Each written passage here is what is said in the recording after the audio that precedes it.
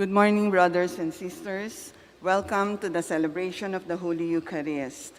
Today, December 25, we celebrate the solemnity of the Nativity of the Lord. Jesus Christ gives us the gift of himself on Christmas Day. God became man to show his love for us. Let us follow his example and also give of ourselves to God and one another. Please all stand as we begin the celebration. Angels we have heard on high, sweetly singing o'er the plains, and the mountains in reply, echoing their joyous strains. Gloria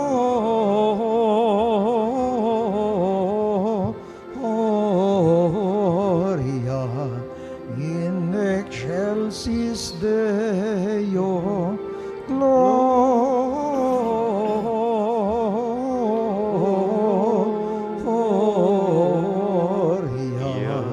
in excelsis Deo.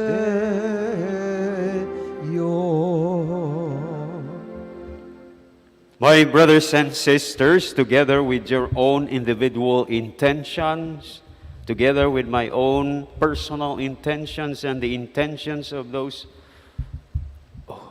in this Mass, we continue to pray that God will finally save us from COVID-19, especially now that there is another variant that has entered our country. We continue to pray for an end to war between Russia and Ukraine. We also continue to pray for the settlement of dispute over the West Philippine Sea. In the name of the Father, and of the Son, and of the Holy Spirit. The Lord be with you. To prepare ourselves to celebrate the sacred mysteries in this solemnity of the Nativity or the birthday of our Lord, let us first call to mind our sins and ask for God's forgiveness and mercy. Let us pause for a short moment to examine ourselves.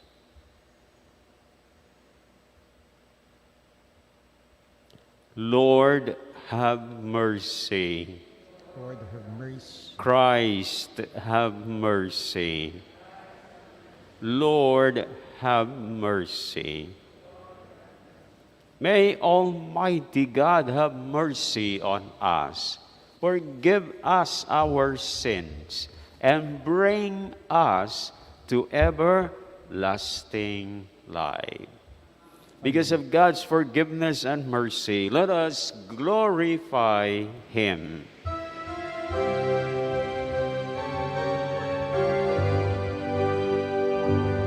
Luwalhati sa Diyos sa kaitaasan, haloob sa lupa ay kapayapaan.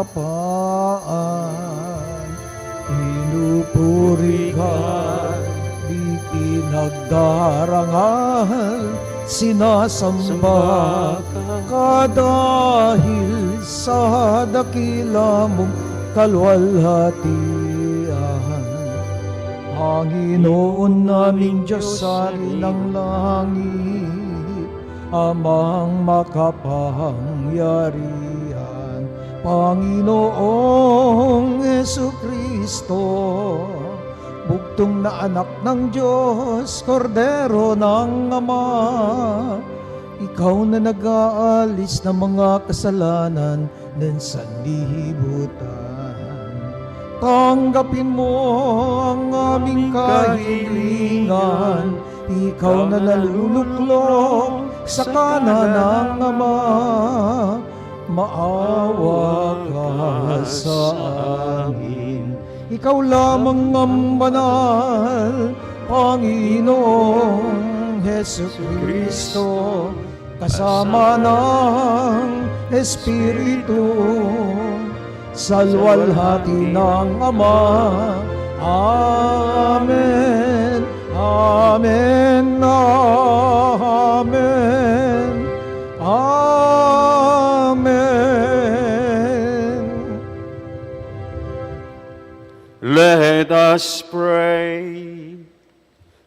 God our Father, who wonderfully created the dignity of human nature, and still more wonderfully restored it, grant, we pray, that we may share in the divinity of Christ, who humbled himself to share in our humanity, who lives and reigns with you in the unity of the Holy Spirit, one God forever and ever.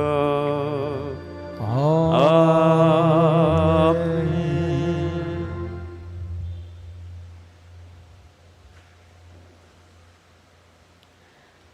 A reading from the book of the prophet Isaiah. How beautiful upon the mountains are the feet of him who brings glad tidings, announcing peace, bearing good news, announcing salvation and saying to Zion, your God is King. Hark, your sentinels raise a cry. Together they shout for joy. For they see directly before their eyes the Lord restoring Zion. Break out together in song, O ruins of Jerusalem. For the Lord comforts his people. He redeems Jerusalem. The Lord has spared his holy arm in the sight of all the nations. All the ends of the earth will behold the salvation of our God. The word of the Lord. All the ends of the earth have seen the saving power of God.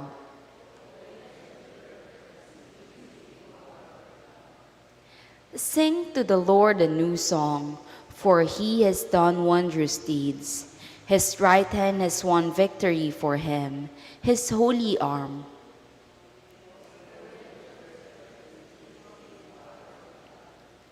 The Lord has made his salvation known. In the sight of the nations, he has revealed his justice. He has remembered his kindness and his faithfulness toward the house of Israel.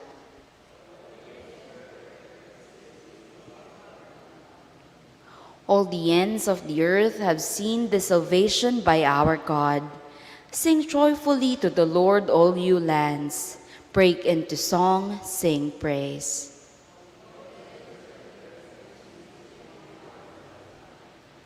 Sing praise to the Lord with the harp and melodious song.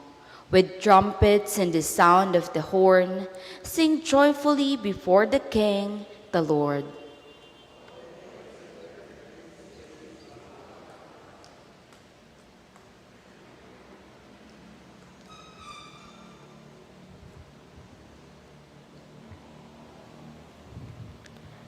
A reading from the letter to the Hebrews. Brothers and sisters, in time past, God spoke in partial and various ways to our ancestors through the prophets. In these last days, he has spoken to us through the Son, whom he made heir of all things, and through whom he created the universe, who is the refulgence of his glory, the very imprint of his being, and who sustains all things by his mighty word. When he had accomplished purification from sins, he took his seat at the right hand of majesty on high, as far superior to the angels, as the name he has inherited is more excellent than hers. For which the angels did God ever say, "You are my son, this day I have begotten you"?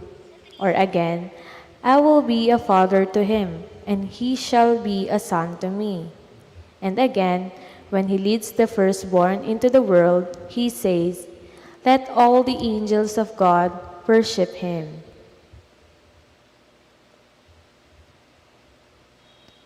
The word of the Lord.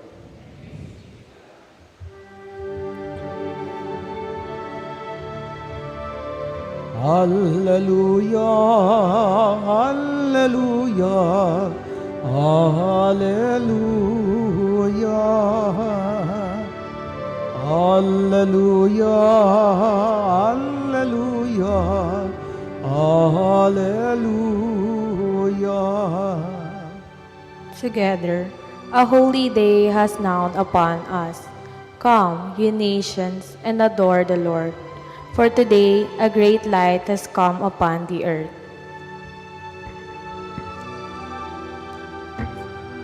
Hallelujah, hallelujah, hallelujah.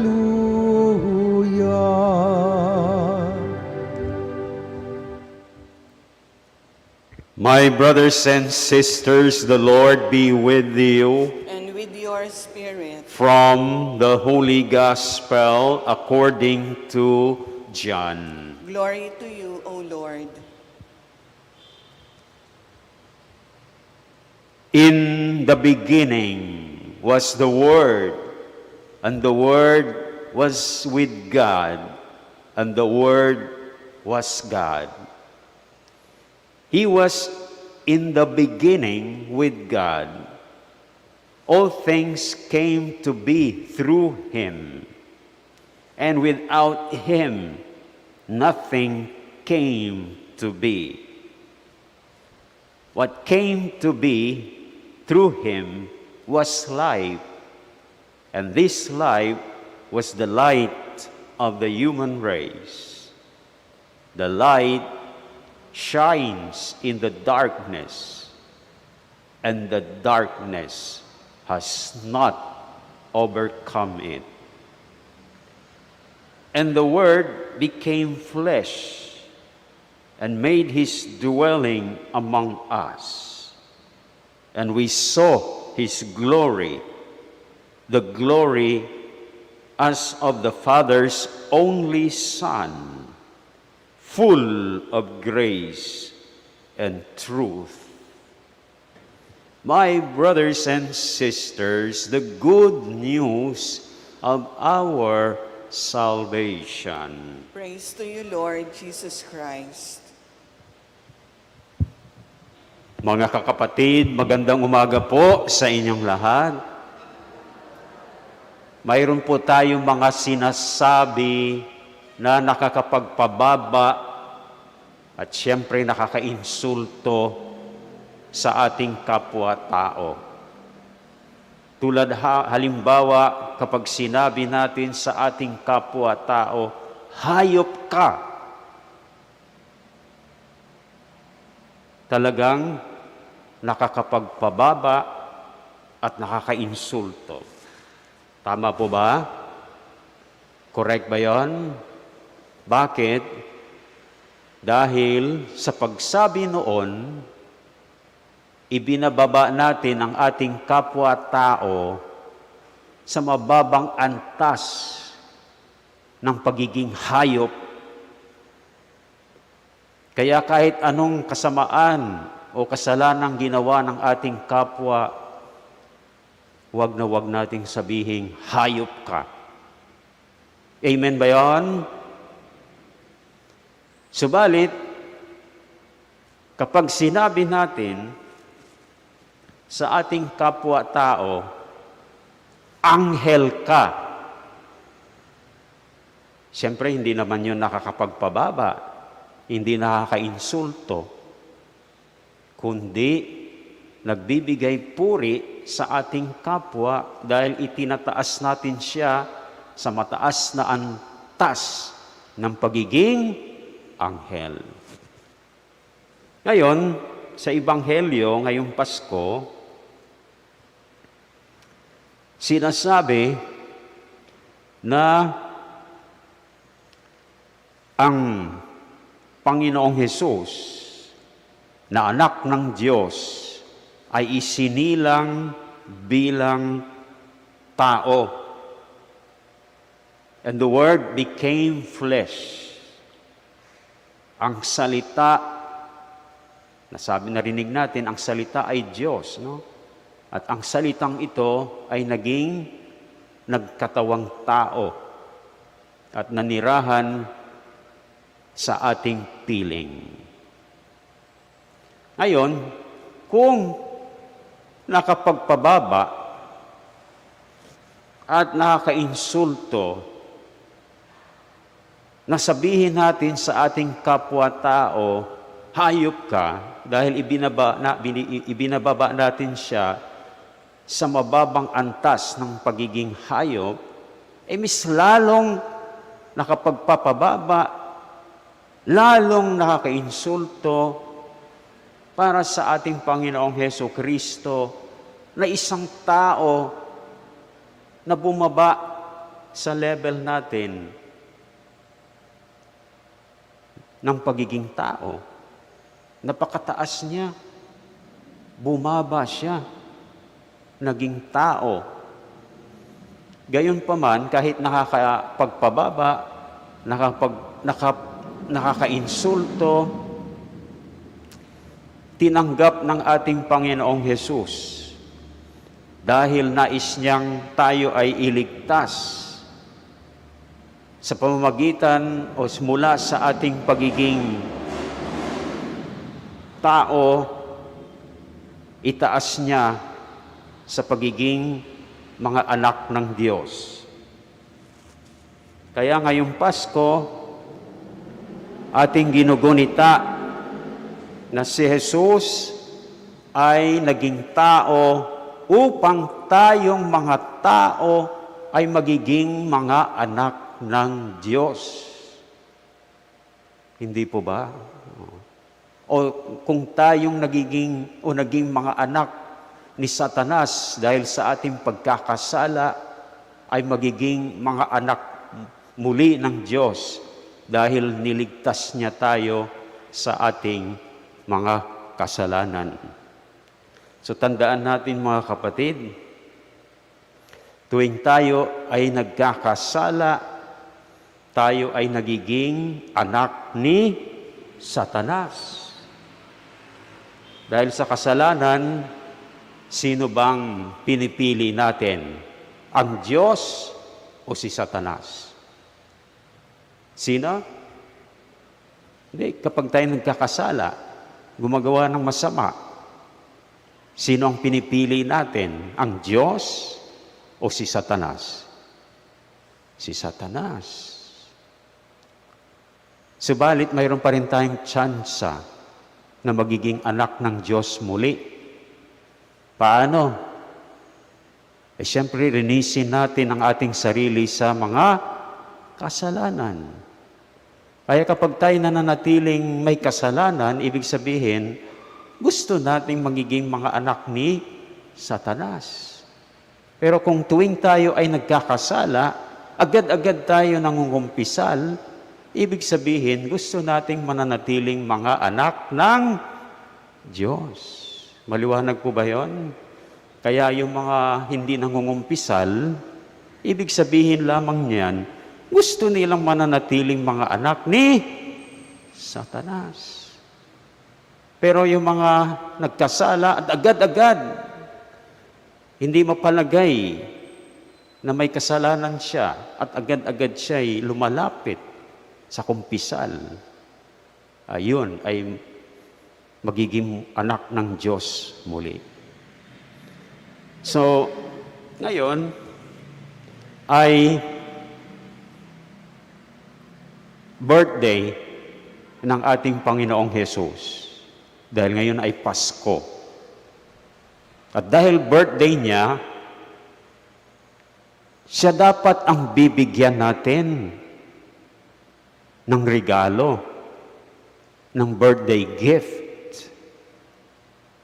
Pero ganyan bang nangyayari? Ang maaring mangyayari nga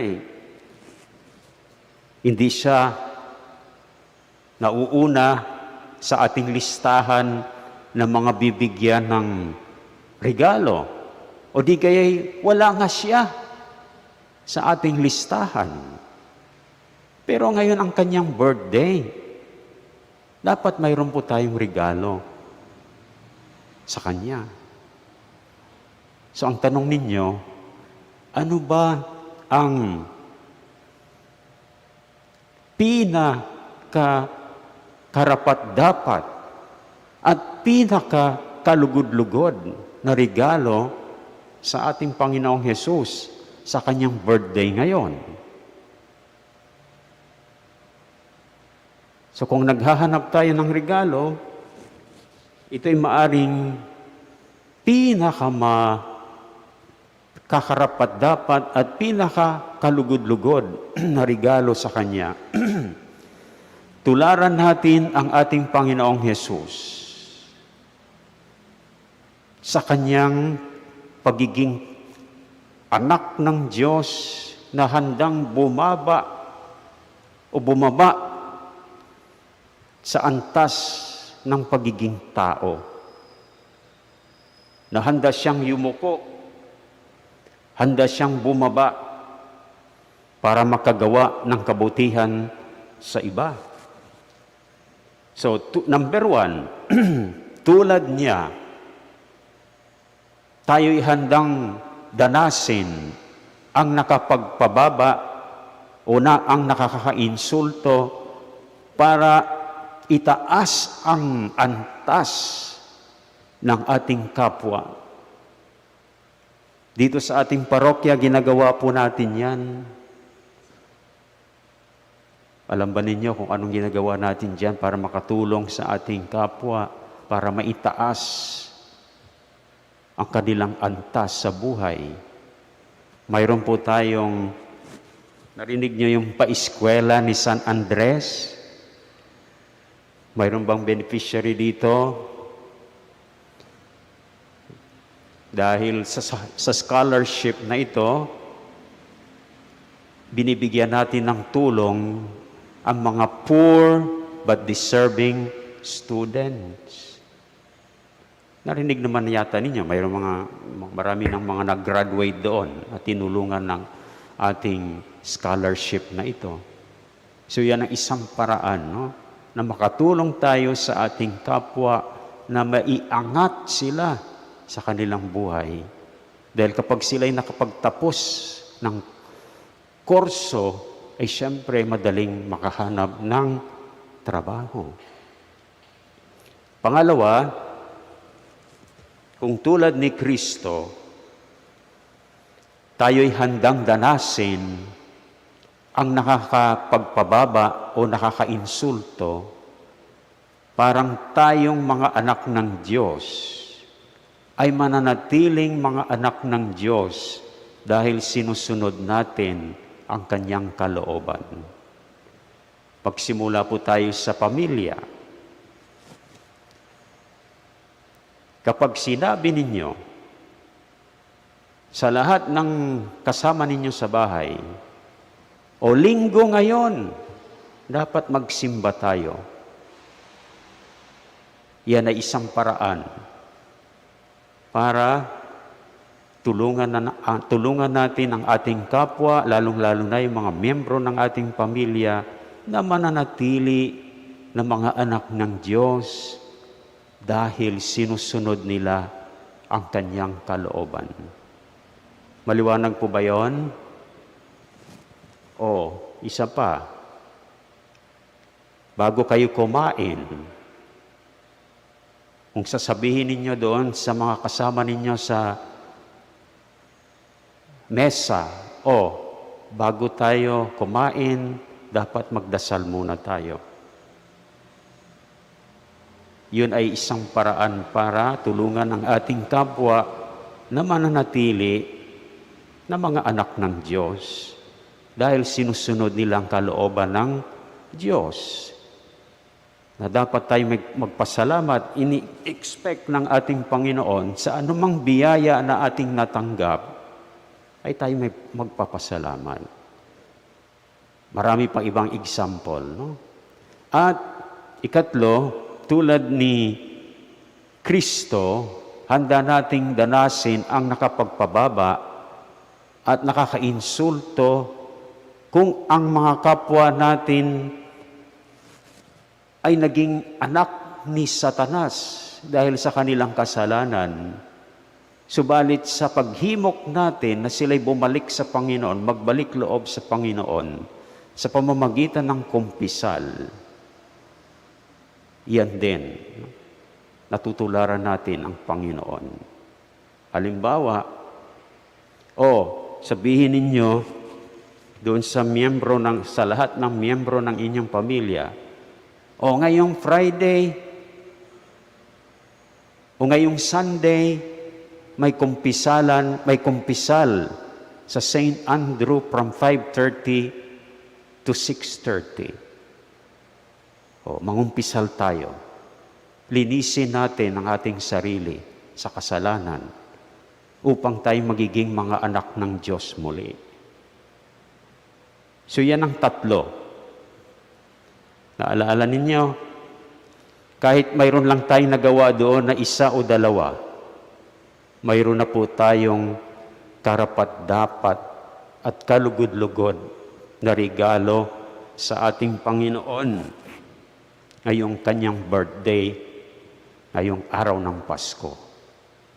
Subalit, kung tayo nakatatlo, ayun ang pinaka-karapat-dapat at pinaka-kalugod-lugod na regalo sa ating Panginoong Hesus ngayong kanyang birthday sa araw ng Pasko.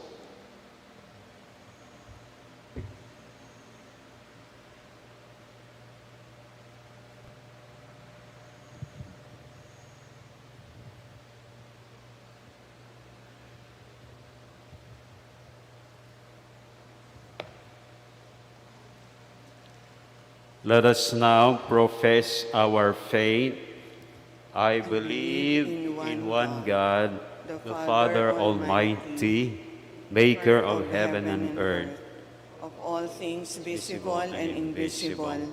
I believe in one Lord Jesus Christ, the only begotten Son of God, born of the Father before all ages, God from God, light from light, true God from true God, begotten not made, consubstantial with the Father. Through him all things were made. For us men and for our salvation, he came down from heaven. And by the Holy Spirit was incarnate of the Virgin Mary and became man. For our sake he was crucified under Pontius Pilate. He suffered death and was buried, and rose again on the third day in accordance with the Scriptures. He ascended into heaven and is seated at the right hand of the Father. He will come again in glory to judge the living and the dead, and his kingdom will have no end. I believe in the Holy Spirit, the Lord, the giver of life, who proceeds from the Father and the Son, who with the Father and the Son is adored and glorified, who has spoken through the prophets. I believe in one holy, Catholic, and Apostolic Church. I confess one baptism for the forgiveness of sins. And I look forward to the resurrection of the dead and the life of the world to come. Amen. My brothers and sisters, in hope, peace, joy, and love, we have awaited the coming of Jesus Christ, the Emmanuel. May he remain with and in us as we celebrate this glorious coming of our Lord and Savior, as we say, Father, in your Son, be with us. Father, in your Son, be with us. May Pope Francis, bishops, priests, deacons, and the laity remain faithful to the life and mission of your Son as we celebrate his coming today. We pray. Father, in your Son, be with us. May the life and work of all public servants be constant reminders of your love for us. We pray. Father, in your Son, be with us.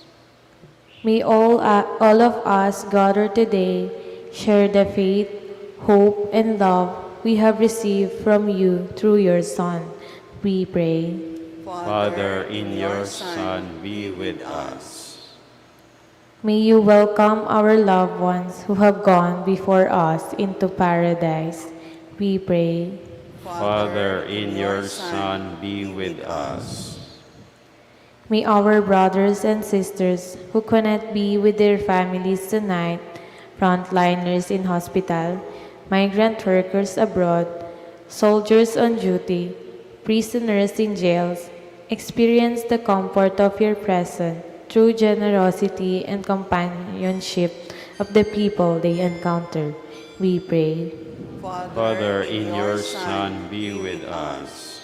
In silence of our hearts, let us pray for our personal intentions.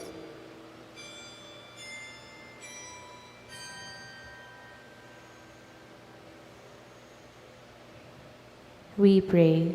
Father, in your Son, be with us. God, our Father, be with us always until our lives and our very being become a constant remembrance of the coming of our Lord Jesus Christ, your Son, who lives and reigns with you in the unity of the Holy Spirit, one God, forever and ever. Amen.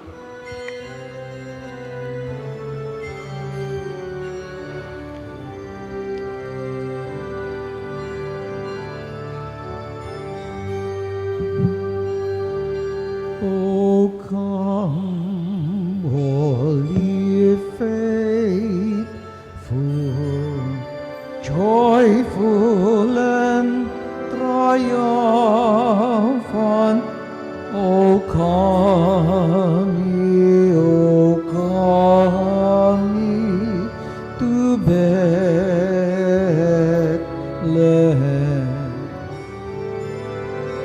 Come and behold him, born the King of angels. O come, let us adore him. O come, let us adore him. O come, let us adore him, Christ the Lord.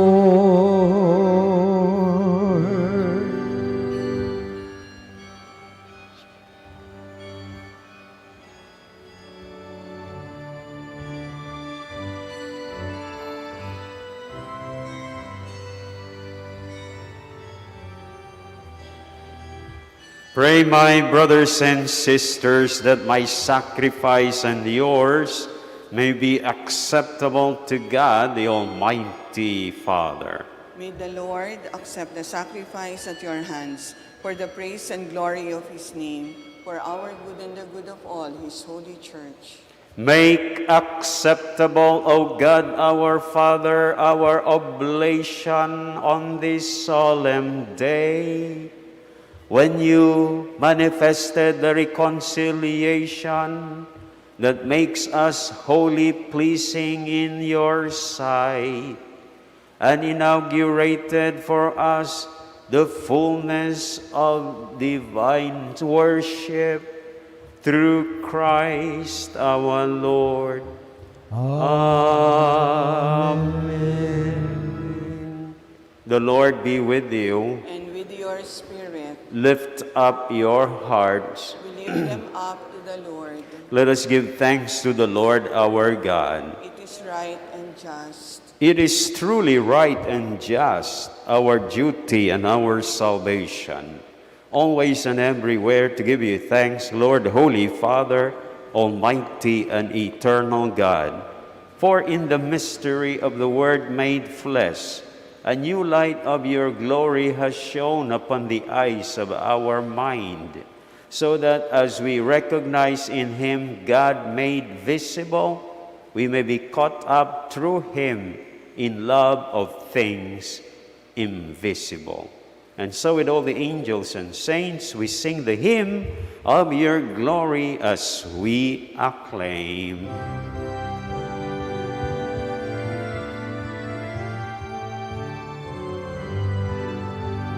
Santo, Santo, Santo, Diyos makapangyarihan, puspos ng walhati ang langit at lupa. Hosana, Hosana sa kaitaasan, pinagpala ang narito sa ngalan ng Panginoon. Hosana, Hosana sa kaitaasan, Hosana, Hosana sa kaitaasan.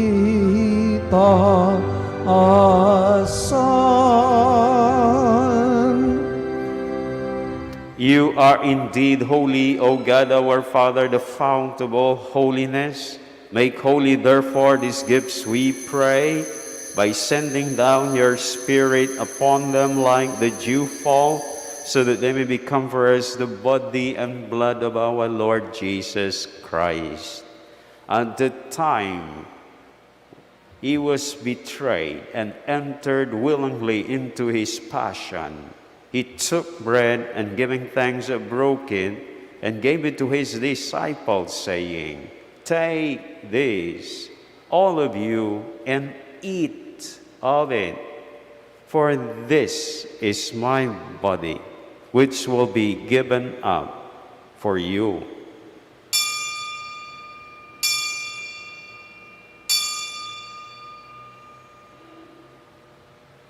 In a similar way, when supper was ended, he took the chalice and once more giving thanks, he gave it to his disciples, saying, "Take this, all of you, and drink from it.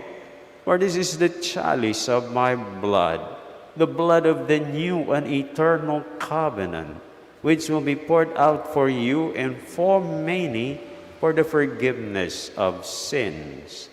Do this in memory of me."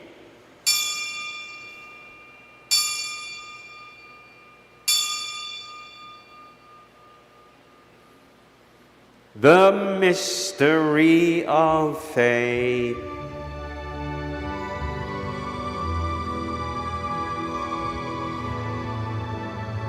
Si Kristo ay gunitain, sarili ay inihain,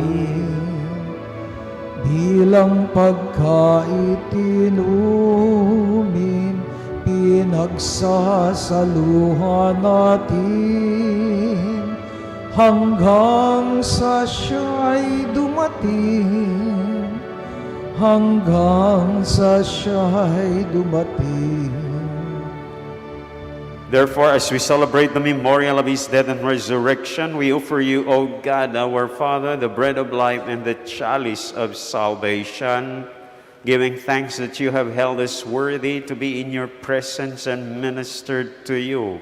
Humbly we pray that partaking of the body and blood of Christ, we may be gathered into one by the Holy Spirit. Remember, O God, our Father, your church is spread throughout the world, and bring her to the fullness of charity, together with Francis, our Pope, Jose, our Archbishop, and all the clergy, all the religious, and all the laity. Remember also our brothers and sisters who have fallen asleep in the hope of the resurrection, and all who have died in your mercy. Welcome them into the light of your face. Have mercy on us all, we pray, that with the Blessed Virgin Mary, Mother of God, with Saint Joseph, her spouse, and all the with blessed apostles, Saint Andrew the Apostle, and all the saints who have pleased you throughout the ages, we may merit to be co-heirs to eternal life, and may praise and glorify you through your Son, Jesus Christ. Through him, and with him, and in him, O God Almighty, Father, in the unity of the Holy Spirit, all glory and honor is yours forever and ever. Amen.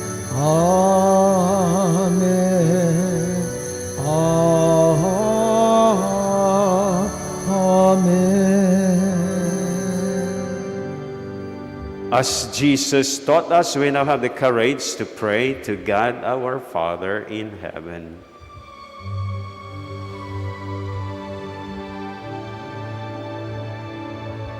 Ama namin, sumasalangit ka, sambahin ang ngalan mo. Mapasa amin Ang kaharian mo, sundin ang loob mo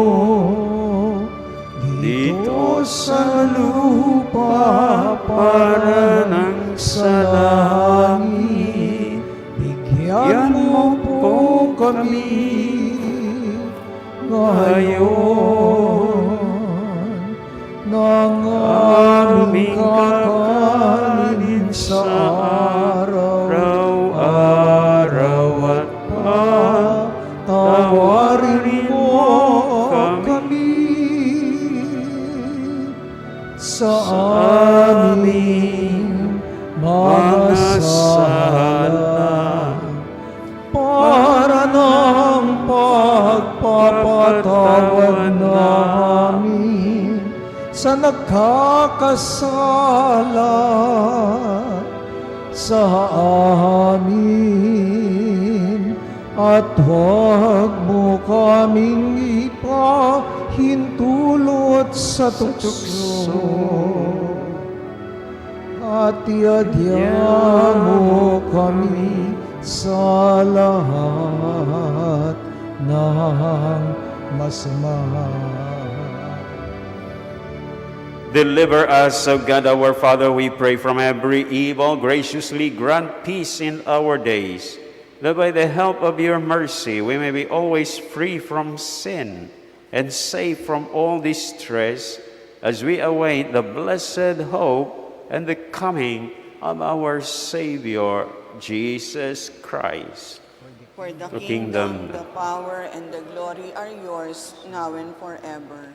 Lord Jesus Christ, who said to your apostles, "Peace I leave you, my peace I give you," look not on our sins, but on the faith of your church, and graciously grant her peace and unity in accordance with your will, live and reign forever and ever. Amen. My brothers and sisters, the peace of the Lord be with you always. And with your spirit. Let us now offer each other the sign of peace. Peace be with you. Peace. Peace be. Lamb of God, Lamb of God, you take Take- away the sins of the world, have mercy on us. Lamb of God, you take away the sins of the world, have mercy on us. Lamb of God, you take away the sins of the world, grant us peace.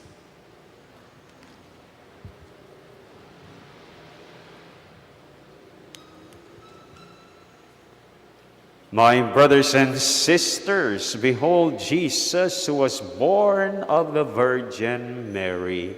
Happy are you who are called to receive him. Lord, I am not worthy that you should enter under my roof, but only say the word, and my soul shall be healed. May Jesus bring all of us to everlasting life. Amen.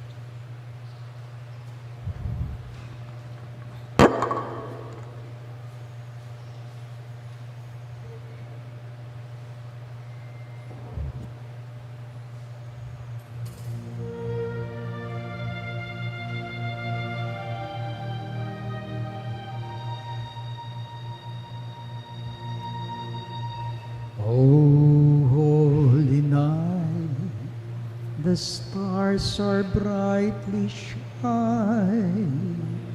It is the night of our dear Savior's birth. Long lay the world in sin and error pining, till He appeared and the soul felt its worth. A thrill of hope, the weary world rejoices, for yonder breaks a new and glorious morn. Fall on your knees. Oh, hear the angel voices. Oh, night divine. Oh, night when Christ was born. Oh, night divine.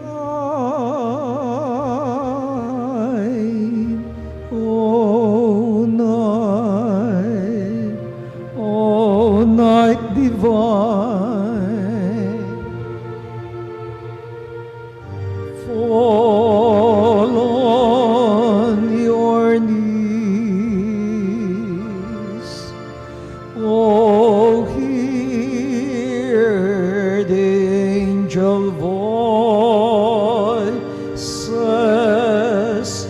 Oh, night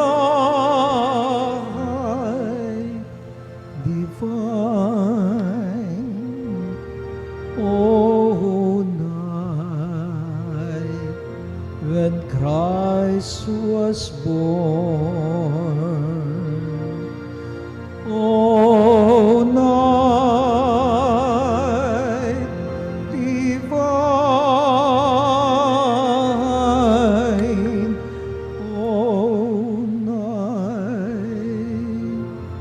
Oh, night divine.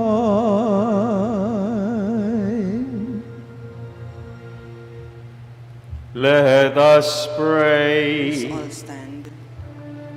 Grant, O merciful God, our Father, that just as the Savior of the world born this day is the author of divine generation for us, so He may be the giver even of immortality, who lives and reigns with you in the unity of the Holy Spirit, one God forever and ever.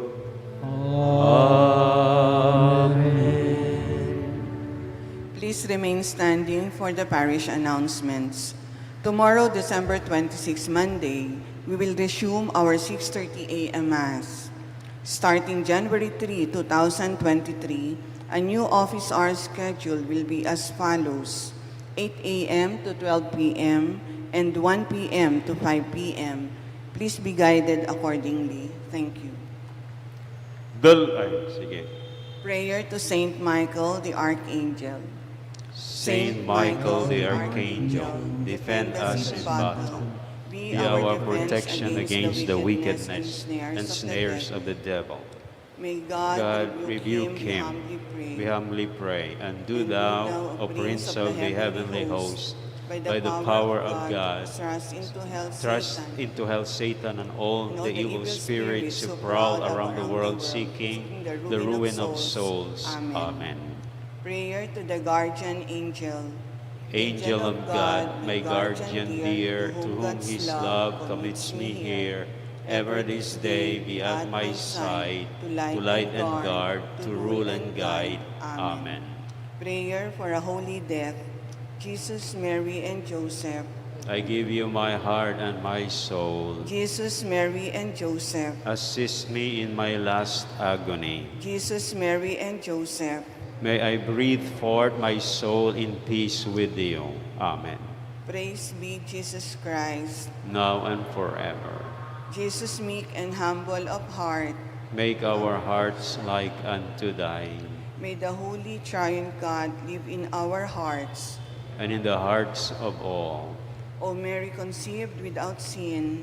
Pray for us who have recourse to thee. Mary, Queen of Apostles. Pray for us. Saint Andrew the Apostle. Lead us to Jesus. That in all things God may be glorified.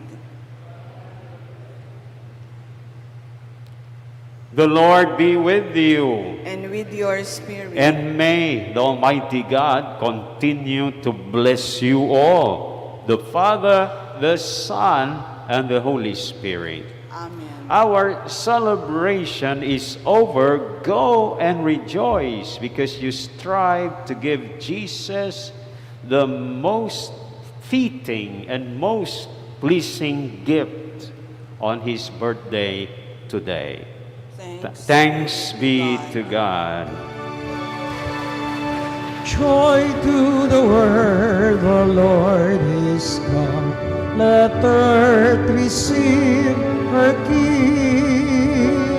Let every heart prepare Him room. And heaven and nature sing, and heaven and nature sing, and heaven and nature sing.